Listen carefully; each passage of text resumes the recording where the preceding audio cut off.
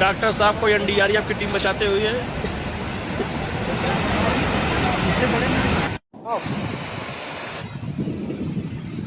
Pramod ji,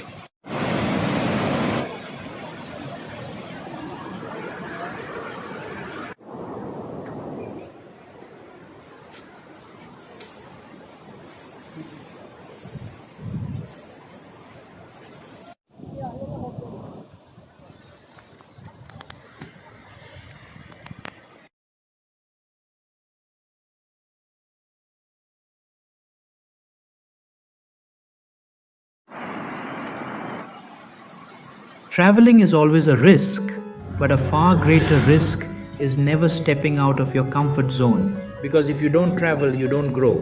Not physically, not mentally, and certainly not spiritually. The season for the Valley of Flowers has arrived. Tour operators and travel influencers will flood your screen with breathtaking views, lush meadows, blooming alpine flowers, snow-clad peaks, and that magical, otherworldly charm. They call it heaven on earth, and in many ways it is. But heaven does not exist without its opposite. In nature and in life, everything has polarity, light and shadow, beauty and danger, ease and effort. In this video, I will not just show you the mesmerizing beauty of the Valley of Flowers and the sacred trek to Hemkund Sahib. I will also show you the other side, the part nobody talks about, the challenges, the risks, the physical demands, the unpredictability of weather, altitude sickness, and the environmental concerns. Because only when you see both sides of the coin can you truly understand and prepare for what lies ahead. This is not to discourage you. Quite the opposite. You must visit. For this is one of the most stunning, soul-touching places on Mother Earth. But you should visit with awareness, preparation, and reverence. Let this video be your real guide, not just to the where and how, but also to the why and what if. Welcome to the full picture, the Valley of Flowers, heaven with a hint of hell. Between heaven and heaps, the real trek to Valley of Flowers.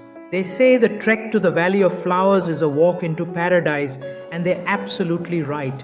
But no one tells you that before you reach this Himalayan heaven, you'll have to pass through a corridor of poop.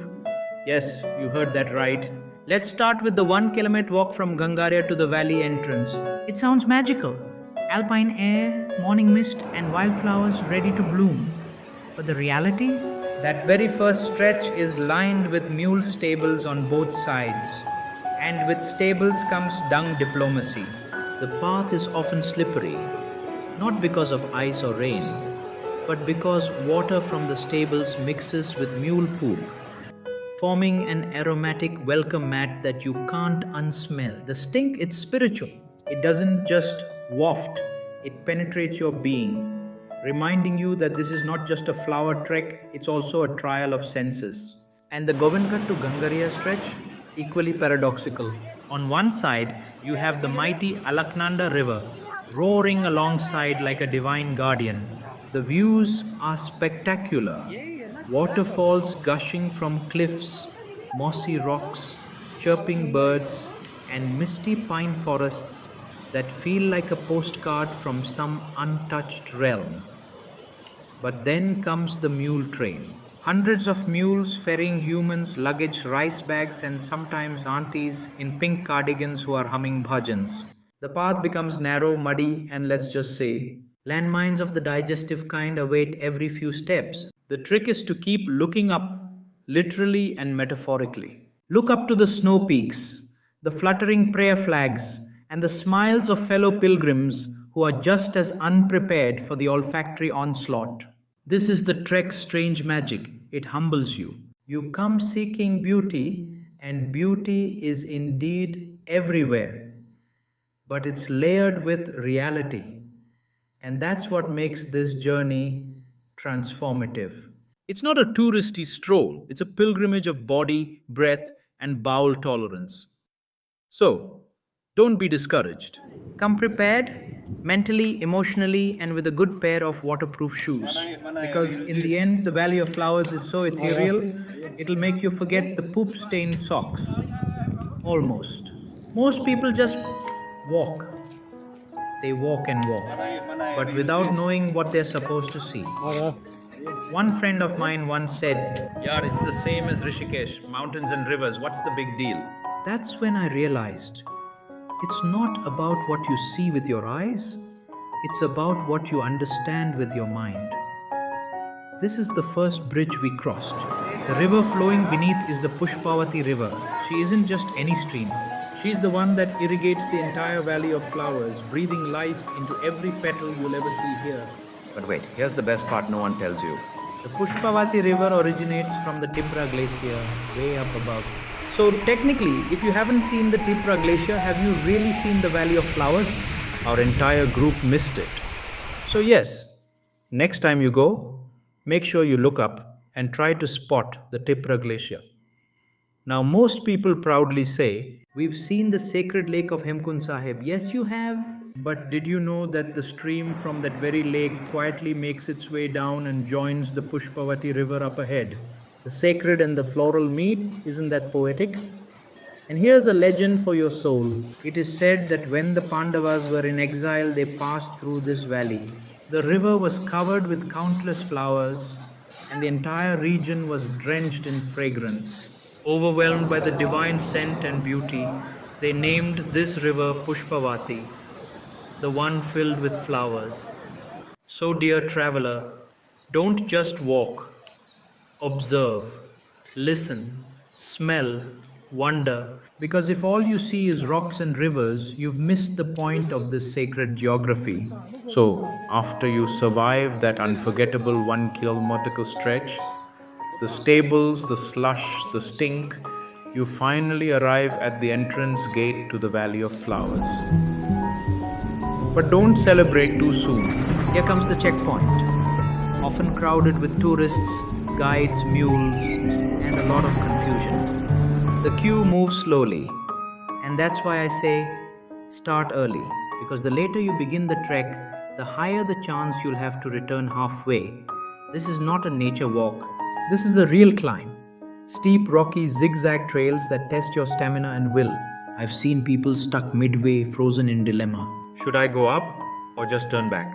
And remember, whether you go up or not, you must come down by 2:00 p.m. That's the rule. That's the reality.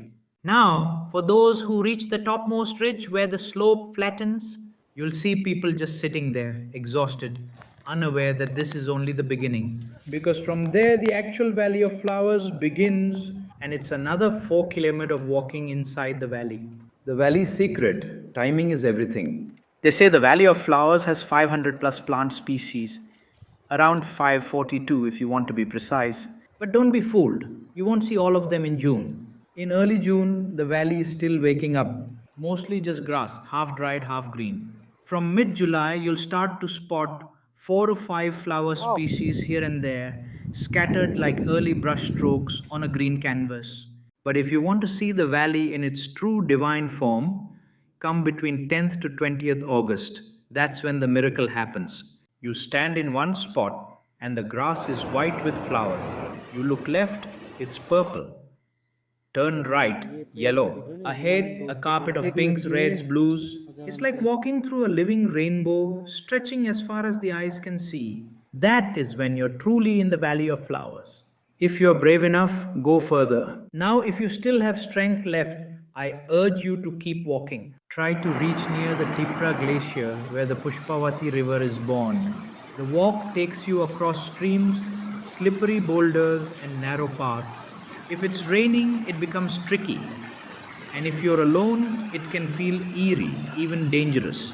Try to find a companion, though that's easier said than done, because not everyone dares to go that far. But if you do, you'll feel like you've touched the raw, untouched heart of the Himalayas. As you walk through the Valley of Flowers, you'll see hundreds of plant species. But let's be honest, unless you're a trained botanist, you won't know what you're looking at. Is this blue something a Himalayan bellflower or a fancy wild weed? Most of us can't tell. But there's one tree you can't miss. And that's the Bhojpatra, the Himalayan birch. If you spot a white-barked tree shedding paper-like layers, stop and bow. That's the Bhojpatra, the very tree on whose bark ancient sages wrote the Vedas. Yes, even here, nature is a library. You'll spot it especially on the way to Hemkund Sahib or near the upper ridges of the valley, where the air is thinner and the sky feels closer. What makes it special? In summer, the bark of this tree starts to peel off in thin, papery layers, like a roll of sacred parchment. This is no ordinary bark. It was once used as natural paper in ancient India, considered sacred in Hinduism and Buddhism. Rishis and yogis are said to have meditated under these trees and written scriptures on its bark. Yes, the Vedas, Upanishads, and mantras were written on Bhojpatra bark by sages meditating in the Himalayas. Even today, in some temples and rituals, you'll find mantras written on Bhojpatra, preserved as sacred talismans. So when you see this tree, pause, feel the bark. You're not just touching wood, you're touching history, scripture, and the silence of sages. When heaven turned dark. They say the valley of flowers is heaven on earth, but what most people don't talk about is this. Sometimes even heaven can turn wild, ferocious, and utterly terrifying. It happened to me 3 years ago. I was walking alone deep into the valley away from the tourist crowd. The skies were clear when I started, but in the mountains, weather doesn't knock. It attacks without warning. Suddenly, the light vanished. Dark clouds rolled in. The wind roared through the valley like a warning chant, and then thunder, lightning, and torrential rain. I could see the Tipra glacier in the distance, but my heart said, "Turn back, now." I was alone, trails vanishing in mist, and the fear of getting lost was very, very real. And thank God I did turn back, because down below my friends were waiting worried. So much so that the NDRF team had been alerted. A full-blown storm had hit the valley. That cute little stream we had crossed earlier, it had turned into a raging river.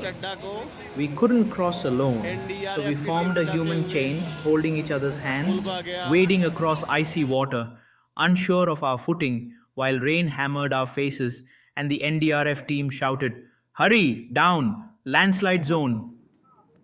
The path down was hell. Rocks, roots, mud, broken branches, slippery cliffs. There was word of bears and snow leopards in the area, and to make things worse, some bridges had been washed away. We had to wait in the rain, shivering, hungry, tired, while the rescue team built makeshift bridges with wooden planks and ropes. Boulders had rolled onto the trail. Trees had fallen. There were landslides around us, fresh and wet. Every step was risk. Every slip could mean a fall. A note to every future visitor. If you plan to visit the Valley of Flowers, remember, this is not a theme park. This is the wild Himalayas, unpredictable, sacred, and merciless if you come unprepared. Check the weather. Start early. Do not trek alone. Carry proper gear, extra layers, waterproof bags, and a flashlight. Inform someone before you go deep inside, because while the valley may look like paradise, in a moment, it can turn into a test of survival.